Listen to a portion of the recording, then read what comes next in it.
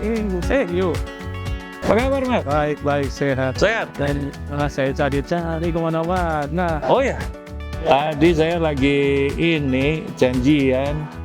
Enak sekali. Ada yang lucu deh kayak.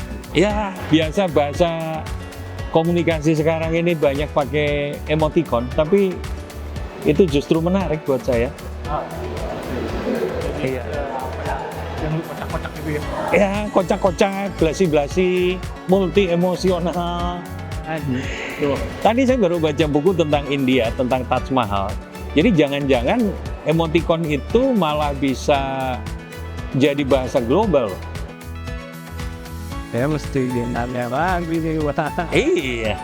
Kayaknya kita mesti cari tempat khusus nih mas ikannya baru jelas kan? Ngobrol ini emoticon ya. Iya, motifnya sama orang bilang emoji.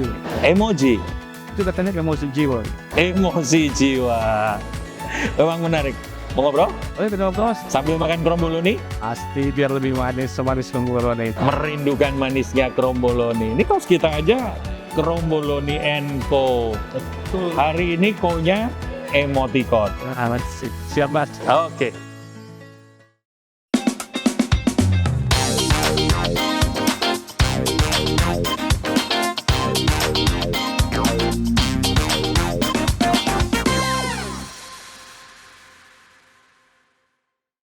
Mas, Iya, Mas. lanjutin yang tadi itu kayaknya asik banget terima WA sampai senyum-senyum, geleng-geleng. Katanya ada emoticon yang apa ya, yang lucu-lucu atau yang kocak gimana sih? Iya, memang apa ya? Emoticon tuh kadang menghibur kita karena emoticon tuh model komunikasi yang baru yang membuat kita akan selalu belajar pop culture. Tapi kadang-kadang juga emoticon tuh bisa bikin kita bingung, makanya saya tadi geleng-geleng. Sekarang saya mau nanya Mas Teguh, bedanya senyum biasa sama senyum pakai blasi-blasi apa? Persepsi saya yang suka salah tuh. Kalau saya pikir senyum biasa ya mungkin dia lagi happy biasa, yang blasi-blasi saya nggak tahu apa. Ada emosi lebih atau gimana? Konon katanya, kalau senyum biasa itu bahasa para Gen Z sekarang itu senyum nyindir. Oh gitu. Kalau senyum yang pakai blasi-blasi, itu blasi-blasinya itu kayak kromboloni, senyum manis. Oh. Dan kromboloni itu ada persamaannya sama emoticon. Apa nih? Merupakan rasa manis yang global. Oh. Gini, saya kasih contoh. Misalnya antara kita dan orang lain gitu. Mungkin dengan negara lain gitu. Mungkin secara bahasa kita bisa pakai bahasa yang berbeda. Secara gestur antara orang India dan orang Indonesia mungkin gesturnya juga berbeda.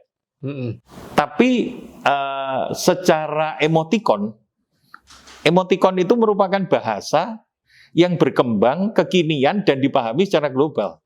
Oh, oke. Ini menarik nih. Jadi ada sedikit cerita lucu. Waktu saya ke India, beberapa gesturnya mereka itu kan berbeda dengan gesturnya orang Indonesia. Banyak jogetnya ya.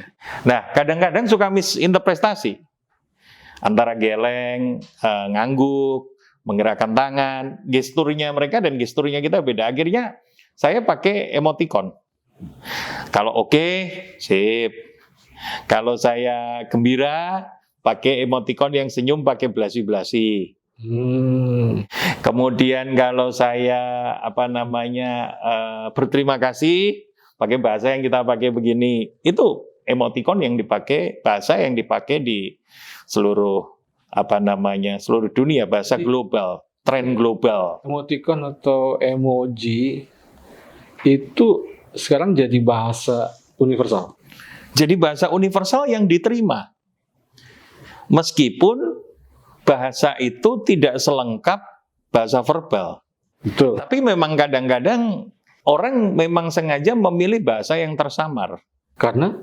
Misalnya karena dianggap lebih sopan. Atau lebih pas, lebih riang, lebih gembira gitu ya. Kalau sekarang kan bahasa selamat pagi, good morning itu udah dianggap terlalu formal. Jadi untuk pendekatan-pendekatan informal, emoticon itu dianggap lebih efektif. Iya, ini jadi menarik Mas. Kan kalau kita perhatikan ya, dulu ada bahasa, tadi nyinggung soal gestur, kemudian ada verbal, Iya. ada tulisan. Iya. Sekarang ada bahasa, tadi emoticon sama emoji, bahasa yang Iya. simbol katakan seperti itu ya. Iya. Nah, kalau sekarang dengan perkembangan seperti itu seberapa penting buat kita? Atau arti emoticon atau emoji itu apa pentingnya sih dalam komunikasi yang sekarang ini? Sangat penting karena hampir semua handphone itu sekarang di dalam pesan WhatsApp-nya sudah terlengkapi dengan emoji. Bahkan semua di email juga sudah ada. Itu sudah menjadi bahasa komunikasi yang diterima secara global. Bahkan persetujuan pun bisa diberikan melalui emoji gitu. Misalnya yang satu ngirim invoice, yang satu ngirim tanda jempol gitu, sip gitu. Nah, cuma tadi saya katakan emoji itu punya kelebihan dan kekurangannya. Yang kedua, emoji ini kan seringkali dipergunakan pada konteks-konteks subtle message. Misalnya saya mengatakan pada Mas Teguh, saya sangat deeply appreciated. Itu kan kalau saya tulis di dalam bahasa Indonesia mengucapkan terima kasih yang teramat sangat gitu. Itu kan kemudian kesannya malah melebih-lebihkan gitu. Tapi kalau saya ngirim pakai dua emoji, yang satu senyum blasi-blasi, yang satu kemudian matanya tertutup gitu, senyumnya kan lebih asik. Padahal itu artinya sama. Terima kasih yang teramat sangat gitu. Tapi kemudian bahasanya kemudian relatif lebih bisa diterima gitu. Dan bahkan di luar negeri pun misalnya di Inggris di dalam praktek dagang dan praktek komunikasi emoticon tuh dipakai. Oh iya. Iya. Berarti nggak boleh salah kirim emoticon dong? Betul. Kalau nanti saya ngirim emoticon misalnya saya dan Mas Teguh ngirim emoticon blasi-blasi dengan hati 3 mengitari Mas Teguh, nanti saya disangka naksir Mas Teguh. Iya. Hati itu beda loh Mas, hati merah, hati putih, hati biru, itu tuh meaningnya beda-beda. Sehingga kalau mungkin secara culture gitu ya, dulu kita kan bawanya kamus bahasa Inggris. Kemudian zaman berkembang, ada yang belajar kamus bahasa Jepang, bahasa Jerman. Sekarang kamus emoticon. Harusnya itu belajar kamus emoticon. Emoji. Nah, kamus emoji. Saya aja jarang merhatiin tuh. Saya tahunya cuma jempol atau paling banyak begini ya, kayak orang sawas di kayak begitu ya, gitu. Bapak-bapak itu ya. Tapi kalau Mas kan ngajar tadi, kayaknya terima mungkin dari mahasiswa nih. Apa mereka ada yang salah emoticonnya? Enggak ada yang salah. Sebetulnya kan sebagian besar populasi di dunia ini kan Gen Z. Nah, emoticon ini kan budaya atau tren yang muncul dari Gen Z. Coba sekarang kita jual handphone tanpa emoticon gitu, atau program WhatsApp tanpa emoticon, atau kemudian Messenger tanpa emoticon. Tentu orang nggak meminati. Karena emoticon itu dianggap sebagai bahasa yang praktis untuk menyampaikan apa yang hendak disampaikan. Baik yang hendak disampaikan secara jelas maupun yang disampaikan secara samar gitu ya. Kalau Mas sendiri kan kalau student gitu, itu sering nerima nggak dari student itu kalimat-kalimat yang artinya lebih banyak emoticonnya ketimbang teks? Oh iya, misalnya tugasnya jangan banyak-banyak, aduh emoticon megang jidat gitu. Oke. Itu kan bentuk daripada 10 tahun lalu barangkali itu nggak kebayang 10 tahun lalu. 10 tahun lalu mereka mengatakan tugasnya jangan banyak-banyak ya Pak, kami teler mau ujian, barangkali begitu kan. Itu ada bentuk praktis yang harus kita ikuti. Sebetulnya ini adalah konteks komunikasi yang sudah mulai diikuti secara global. Jadi mau tidak mau kita harus menggunakan itu. Tapi harus paham konteksnya. Harus paham konteksnya. Emoticon ini kan bentuk pengembangan dari digital culture. Digital culture itu kan ada digital payment. Sekarang kan kita bayar sudah banyak pakai kris, di luar negeri pun sudah pembayaran digital payment ya. Ini digital language. Jadi situ kita harus paham. Jadi Yang di situ harus paham. nggak bisa kita tolak ya. Nggak bisa kita tolak. Cuma konteksnya Iya. kita harus paham. Nah kalau Betul. buat generasi saya ini kadang-kadang males, jadi kadang-kadang yang cuma biasanya ya tanda Oke, gini ya. Iya. jempol paling Se- gampang aja tuh. Sebetulnya kan emoticon itu bicara soal aksi dan reaksi kan. Sama kayak bahasa kan. Bicara soal aksi dan reaksi. Sender and receiver. Nah, aksi dan reaksi itu kan makanya sekarang di emoticon tuh ada act, ada react. Jadi katanya nih, kalau love-nya di react sama love-nya di act itu beda. Dan juga begini loh, kita juga harus memahami platformnya.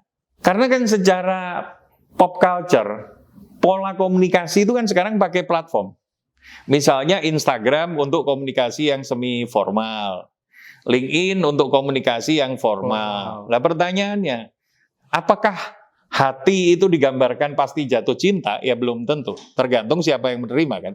Berarti sering bisa potensi salah tafsir dong kalau gitu. Bukan salah tafsir, yang menafsir harus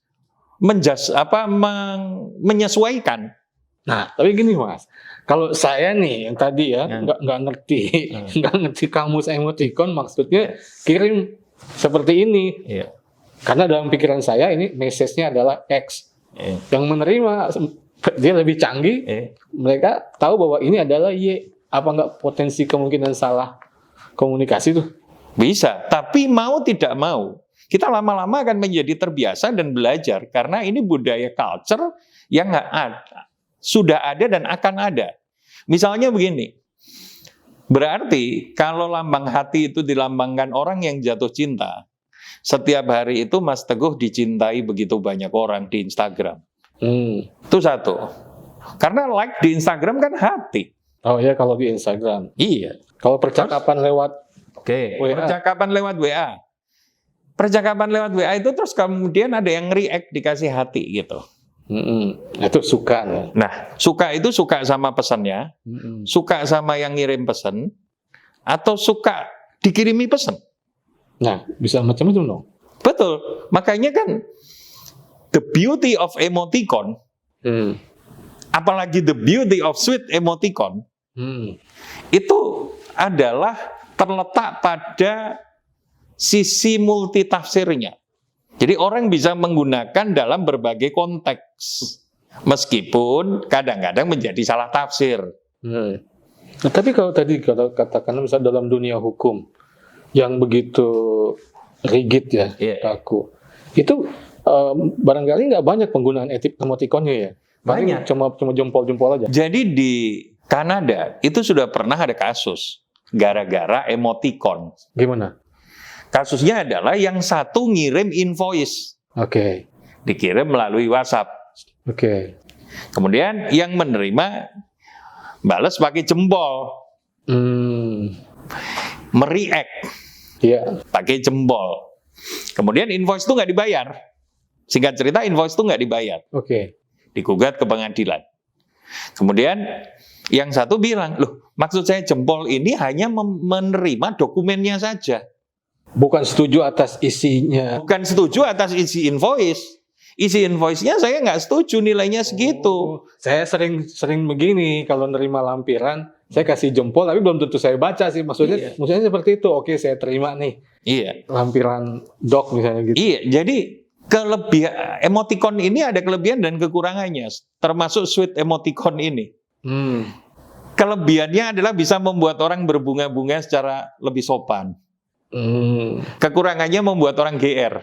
Nah, Emoticon itu gampangnya kekurangannya membuat orang GR. itu bahaya itu. Termasuk di dalam praktek bisnis tadi, dikira invoice-nya udah diterima, disetujui angkanya, membuat orang GR kan. Jatuh tempo ditagih sama dia. Ternyata yang satu cuma bilang, saya kan cuma nerima dokumennya aja. Akhirnya jadi digugat. Akhirnya digugat. Tetapi putusan hakimnya adalah mengatakan bahwa dimenangkan yang mengirim invoice karena tanda jempol itu dilambangkan setuju. Kalau Anda tidak setuju, kenapa Anda tidak menulis pesan di bawahnya? Berarti hakim juga harus paham emoticon nih ya. Betul. Emoticon ini udah di dalam bahasa apapun, di dalam keyboard komputer, di dalam apa sudah mulai ada bahasa-bahasa emoticon ini. Tetapi emoticon ini memang bahasa yang nggak bisa berdiri sendiri. Emoticon ini memang bahasa yang harus dilengkapi dengan bahasa verbal. Nah, benar. Dan emoticon ini akan sangat tergantung koneksi antar pengirim. Faktor kenal, Dan lain. Makanya sebetulnya persamaannya emoticon dan Krombolo ini apa? Sama-sama mempermanis. Tapi enko. Krombolo ini enko. Krombolo ini butuh kopi, butuh orange juice. Emoticon juga butuh bahasa verbal. Butuh koneksi. Apa sekarang kita masuk ke dunia komunikasi Krombolo nih, Mas? Maksudnya gini, Krombolo itu kan hybrid antara croissant sama Bomboloni.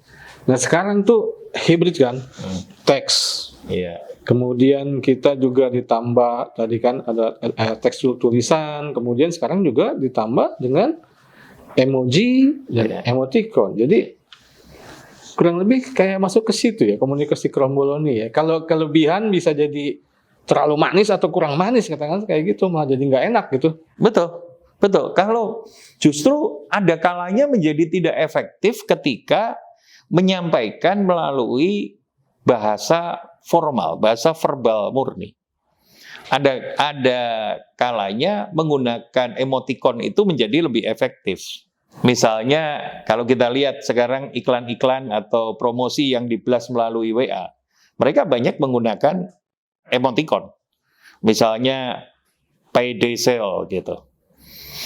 Diskon akhir tahun gitu. Diskon Natal, diskon tahun baru. Mereka banyak menggunakan emoticon menunjukkan apa? Keceriaan. Mengantarkan pemikiran orang. Sebetulnya kan emoticon itu gunanya adalah mengantarkan pemikiran si pembaca untuk menangkap maksud daripada si pengirim. Apa emoticon itu betul-betul artinya lebih bisa mewakili makna emosi jiwa ya? Betul. Emoticon itu mewakili makna emosi jiwa, tetapi tidak boleh berdiri sendiri. Ketika dia berdiri sendiri, maka akan rawan terjadi salah tafsir. Emoticon itu harus ada konteksnya. Ya, konteks. Misalnya di dalam praktek Gen Z sekarang di atasnya ada pesan verbal, lalu dia memberi react. Makanya di handphone itu kan ada di WhatsApp itu kan kemudian ada pencetan react-nya. Atau mengirim pesan diawali atau di tengah atau diakhiri dengan emoticon. Jadi pesan verbal itu mengantarkan maksud. Kemudian emoticon itu memperkuat koneksinya.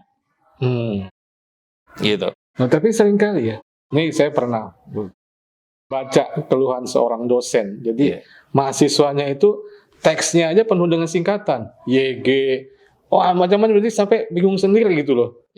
Nah, selain mungkin di bahasa mereka ya, dengan kemudian pada saat konteks murid dengan dosen yang harusnya bisa lebih formal, katakanlah seperti itu, ya itu aja bisa terjadi itu. Nah, apakah kalau Mas sendiri sering ngalami kayak gitu? Sebetulnya bukan dalam konteks yang kita lihat, bukan konteks mahasiswa, tetapi konteks Gen Z yang sekarang populasinya sebagian besar peradaban tuh populasinya Gen Z. Betul. Misalnya YTTA yang tahu-tahu aja.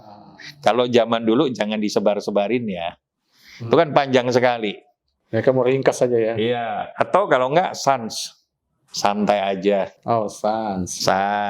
YTTA. Yes. Jadi atau bahasa Inggris juga bisa dibuat. TTYL, talk to you later. Ntar aja ya. Jadi gini, memang ada fenomena culture. Kalau culture generasi baby boomer atau X itu mengutamakan kevalitan. Jadi unsur yang lebih diutamakan tuh validitas, ketepatan. Tetapi sebagian milenial dan Gen Z itu mengutamakan kecepatan. Lebih tidak sopan kalau message Mas Teguh itu saya jawabnya lama. Karena bagi mereka lebih mendingan saya jawab cepat tapi saya mereact. Artinya apa? Dengan walaupun saya hanya memberi react jempol, memberi react hati, memberi react apa, paling enggak saya baca itu. React itu juga bisa dimaknai sebagai logo saya pay attention terhadap message yang sedang dikirimkan. Walaupun jawabannya pendek. I'm on a meeting, TTYL. Talk to you later. Daripada saya biarin sampai nanti sore atau nanti malam saya senggang, terus saya jawab panjang gitu. Karena yang sering saya dengar tuh, kalau ngirim emailnya terlalu panjang gitu, apaan sih ini orang ngirim email panjang banget berparagraf-paragraf.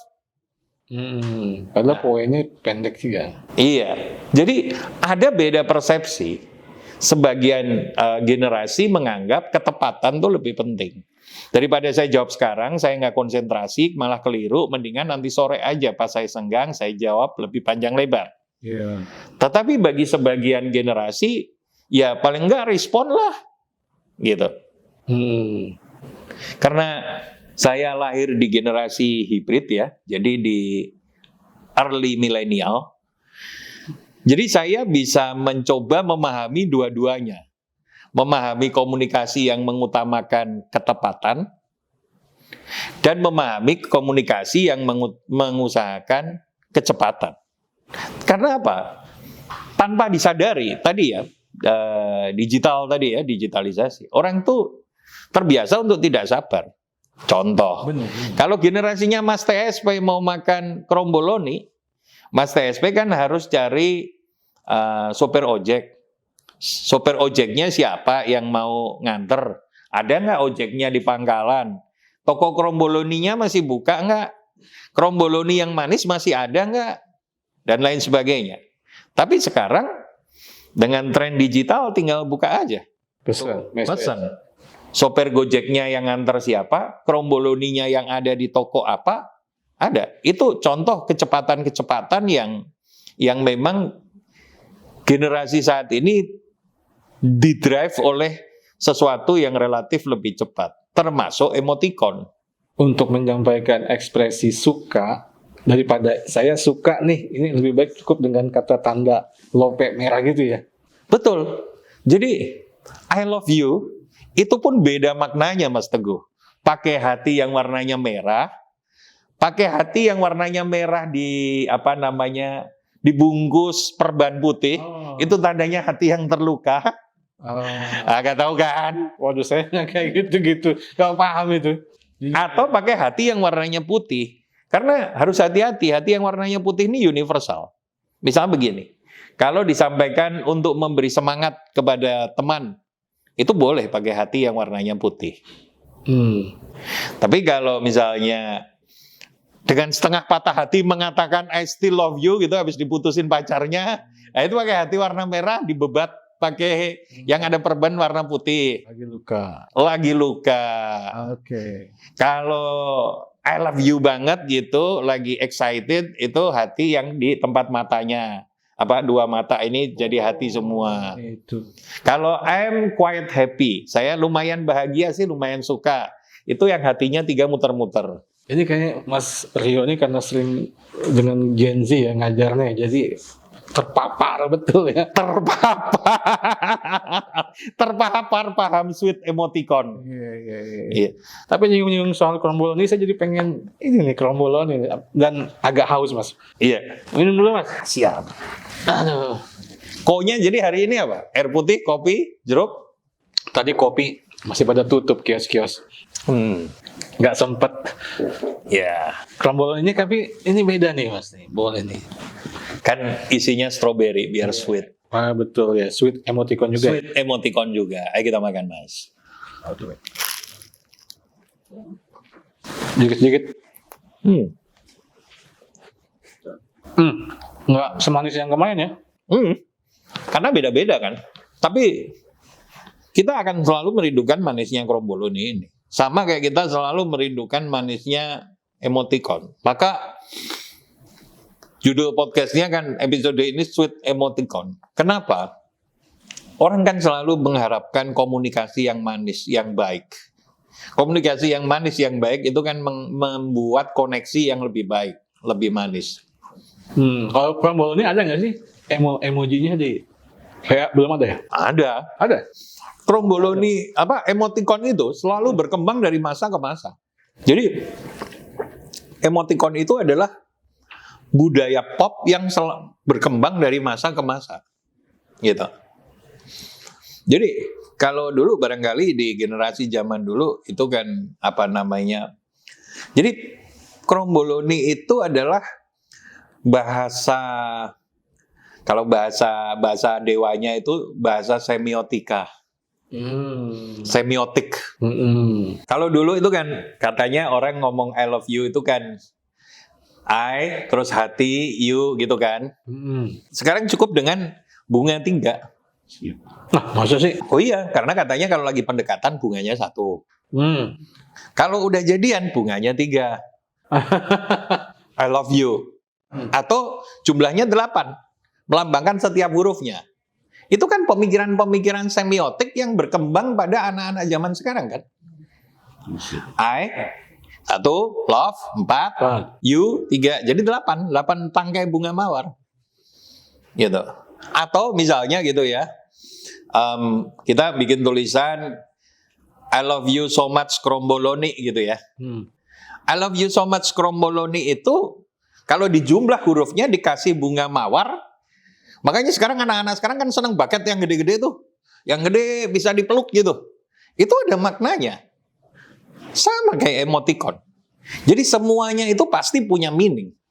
Pas ngomongin soal emoticon jadi saya berpikir karena tadi potensi salah persepsi ya. Karena orang punya persepsi sendiri, yang nerima receivernya punya persepsi sendiri. Ada nggak sih yang lucu-lucu? Oh ada. Oh ya. Jadi ini ada cerita. Beberapa waktu lalu tuh saya baca satu komen gitu atau satu di X gitu ya, media X. Kira-kira begini nih saya ceritain. Oke, saya pengen lihat. Jadi tulisannya begini. Ya. Ternyata sedih ya. Rasanya hapus emoticon lucu di kontak pacar karena sudah putus baik-baik. Terus gambarnya senyum kebalik gitu, emoticon senyum kebalik 3 kali. Nah sebenarnya kan yang menarik adalah yang tadi saya katakan, emoticon tuh nggak bisa berdiri sendiri. Emoticon itu adalah merekatkan atau memperkuat makna. Karena begini nih, kalau kita analisis, di sini ada kata, ternyata sedih ya. Kata-kata sedih ya ini berkorelasi dengan senyum terbalik. Mestinya kan air mata gitu ya? Enggak, senyum terbalik itu apa? Lawannya bahagia apa? Sedih. Sedih. Makanya saya katakan, ketika memahami emoticon, itu harus dengan pemahaman semiotika. Pemahaman tentang permaknaan. Tetapi kan yang membuat begini menjadi kalau emoticon senyum terbalik bisa diterjemahkan sedih nggak? Bisa. Tetapi kan menjadi nggak ada konteksnya. Sedih karena apa? Oh, harus ada teksnya. Harus ada teksnya. Teks dan konteks. Betul. Kan emoticon ini kemudian masuk ke dalam informasi elektronik kan. Harus ada teks dan konteks. Lalu kalau kembali ke tadi contoh di X tadi, apa yang membuat dia sedih? Putus baik-baik dari pacarnya. Itu kan kemudian menjadi menarik. Iya. Ada contoh lain? Contoh lain yang kemudian ini lucu. Misalnya begini, semalam gitu ya, di grup karyawan gitu ada tulisan, baru sadar kirim laporan jam 11 malam. Tadinya kututup pakai emoticon senyum dan kiss pakai hati gitu ya. Kemudian maaf bos, saya resign besok tulisannya. Nah, kan ini emoticon yang riak gitu. Dia menyadari kesalahannya tapi dia tahu tidak dimarahin. Jadi ini adalah bentuk kata-kata bercanda. Ya.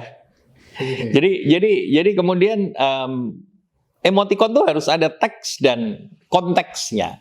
Kayak tadi misalnya, ya semua orang bisa menggambarkan senyum terbalik itu sedih. Tapi sedih karena apa? Gitu. Sedih karena menghapus sweet emoticon dari mantan yang sudah putus baik-baik. Makanya sesuatu yang manis itu akan selalu dirindukan. Seperti merindukan manisnya kromboloni. Iya, betul. Iya.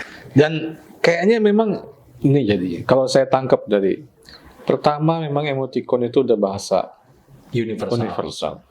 Tapi yang kedua seperti kromboloni nih, dia hybrid. Iya. Jadi harus ada konteksnya sehingga ketika kita kirim emoticon itu harus pas biar manisnya semanis kromboloni. Betul. Gitu ya. Iya. Kromboloni dan sweet emoticon adalah yang manis menghasilkan yang manis. Asik. Makanya kita selalu merindukan manisnya kromboloni. Aduh. Mas, saya mau jalan. Ya. Saya butuh motivasi nih. Jarang-jarang soalnya ketemu nih. Apa kata-kata hari ini nih buat saya? Hidup yang manis seperti manisnya kromboloni disertai manisnya emoticon. Makanya saya selalu mengatakan merindukan manisnya kromboloni. Luar biasa. Iya. Thank you, Mas. Thank you, Mas.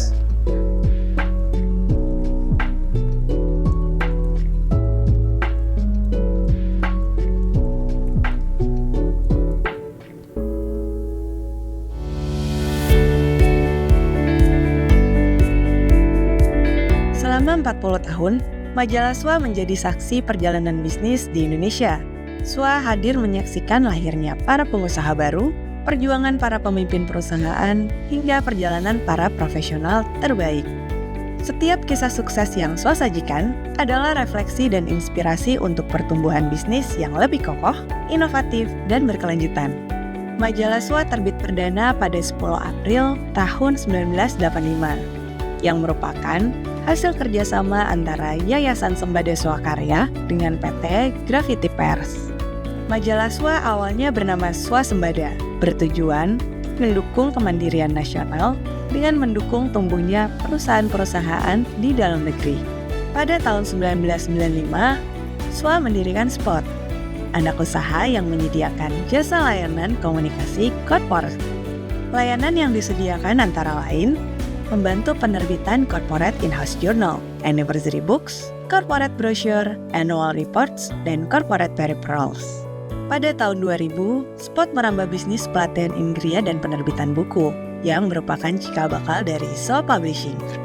Pada tahun 1998, SWA mendirikan SWA Network. SWA Network adalah anak usaha yang menyediakan layanan corporate event, dan belakangan fokus menyelenggarakan event-event majalah SWA. Pada tahun 2001, SWA mendirikan Business Digest, yang merupakan unit bisnis yang bergerak di bidang survei bisnis. Business Digest melakukan berbagai survei untuk memenuhi kebutuhan dunia bisnis, juga membantu mereka menghasilkan solusi bisnis terbaik. Saat ini Business Digest juga banyak melakukan omnibus survey untuk menghasilkan best practices dan indikator di bidang marketing, manajemen, dan komunikasi korporat. Di tahun 2003, SWA Sembada melakukan rebranding dengan mengganti logo dan menghilangkan kata Sembada pada namanya, serta menambahkan tagline "Di mana bisnis bergerak" yang mencerminkan positioning sebagai media yang hadir bersama denyut dan aktivitas bisnis di Indonesia. Sebagai media yang bertekad memberikan solusi dalam pengelolaan bisnis, memasuki milenium 2000, SWA banyak melakukan survei-survei, assessment, dan pemeringkatan untuk memvalidasi pengelolaan perusahaan-perusahaan di Indonesia, dan tentunya agar mendapatkan best practices yang bisa dijadikan benchmark dan sumber inspirasi kalangan bisnis. Beberapa topik survei dan asesmen tahunan yang diselenggarakan oleh SWA dan telah berlangsung lebih dari 10 tahun adalah Indonesia Most Trusted Company, bekerjasama dengan Indonesia Institute for Corporate Governance, Indonesia Best Print Award, bekerjasama dengan Mars Digital, Indonesia HR Excellence, bekerjasama dengan LMFEB UI, SWA 100, bekerjasama dengan Sun Value Management, Indonesia Original Brand, dan Indonesia Green Sustainable Company. Selain diangkat sebagai sajian utama, hasil riset dan asesmen tersebut juga diangkat ke dalam conference and awarding, yang tentunya dikelola unit bisnis SWA, yaitu SWA Network. Pada tahun 2004, SWA menerbitkan majalah yang fokus membahas marketing dan komunikasi. yaitu majalah Mix Markom. Dalam perjalanannya, Mix Markom menyelenggarakan berbagai rekognisi dan anugerah untuk mensupport para profesional komunikasi dan marketing Indonesia yang bertujuan untuk menciptakan program-program bermutu yang tentunya bisa dijadikan sebagai best practices di Indonesia, seperti Public Relation of the Year, Brand Communication Excellence, Markom and Korkom Dream Team, Product of the Year, dan Corporate Sustainability Initiative. Pada tahun 2005, SWA mengembangkan portal berita bisnis swa.co.id dan juga meluncurkan portal berita mix.co.id di tahun 2011 sebagai channel extension majalah Mix Markom. Seiring dengan perkembangan media sosial, kanal majalah SWA dan majalah Mix Markom pun diperluas dengan menghadirkan @swamediainc dan @majalah_mixmarkom di platform Instagram, Facebook, YouTube, TikTok, dan LinkedIn. Pada tahun 2006, SWA melahirkan divisi penerbitan buku SWA Publishing yang mencetak buku-buku bermutu di bidang bisnis. Buku terbitan perdananya adalah Best CEO. Pada tahun 2010, pengelolaan SWA tidak lagi di bawah Yayasan Sembada Swakarya, tetapi di bawah PT SWA Media Bisnis. Pada tahun 2024, SWA meluncurkan podcast Biskom yang bekerja sama dengan LSPR Institute of Communication and Business serta podcast dari redaksi SWA. Podcast tersebut juga merupakan kanal ekstensi dari konten-konten di majalah maupun portal swa.co.id dan mix.co.id. Di tengah tantangan perkembangan teknologi digital yang mendisrupsi industri media, atas perkenan Tuhan Yang Maha Kuasa, SWA Media Group masih bisa hadir mendukung dunia bisnis Indonesia. Terima kasih yang tulus kami ucapkan kepada para partner yang telah berkenan mendukung kami hingga saat ini. Di tengah tantangan disrupsi digital, dukungan para partner menjadi sangat berarti bagi kami. Semoga kita bisa berjuang bersama menghadapi tantangan perubahan zaman di masa mendatang.